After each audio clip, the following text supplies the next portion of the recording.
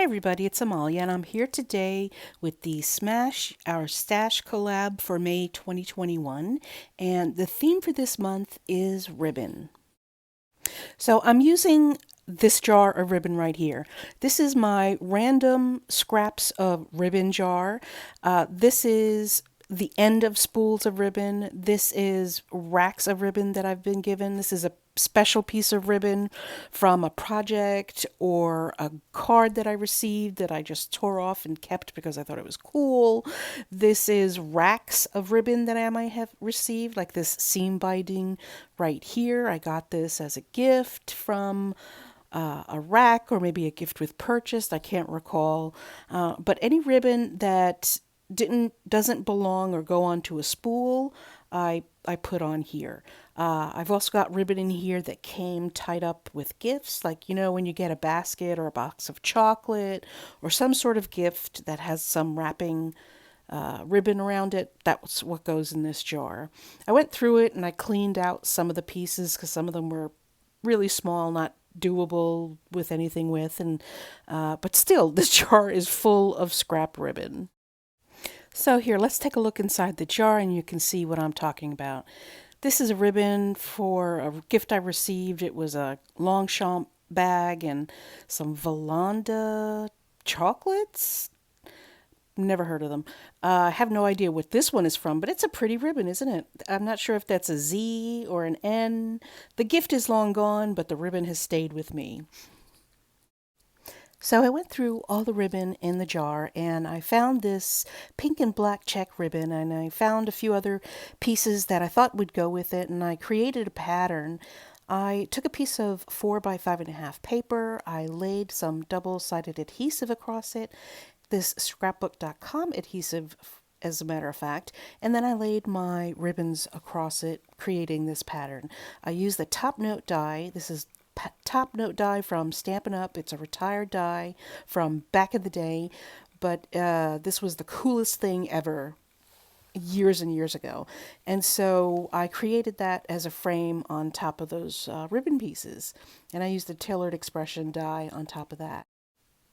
This next project I created in a similar manner. I used some seam binding, I used some American Crafts ribbon right there in the center. The purple ribbon is from a gift that I got of lavender. It says lavande in French on the opposite side of the ribbon, but you can't totally see. You can see it a little bit, but I was okay with that. And of course, I used the top note die as the frame around it, with a little bit of that seam binding ribbon as a bow.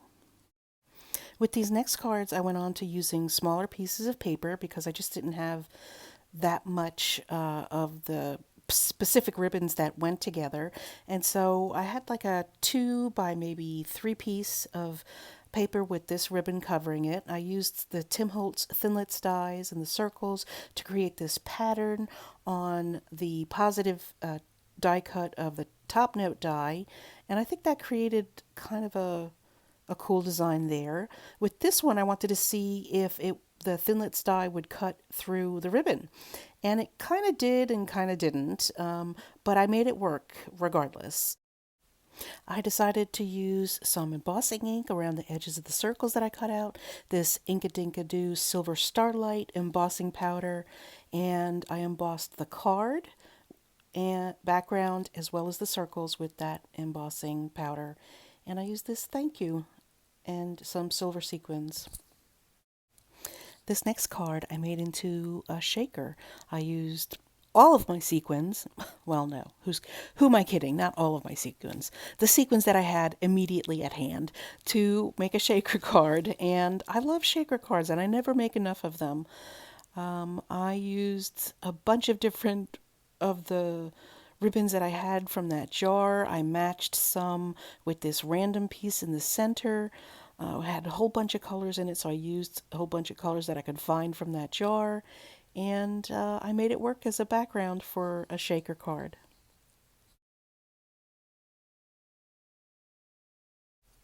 I made a second shaker card. This one is baby themed, and I used 2 different dies for this, but I love the shaker cards. This ribbon, this little ducky ribbon, was adorable. I think it was the last of a spool that I had used for my niece's baby shower. I don't really recall, but I think it goes well with the sequins. Thanks so much for stopping by, folks. Please take a look in the description bar below.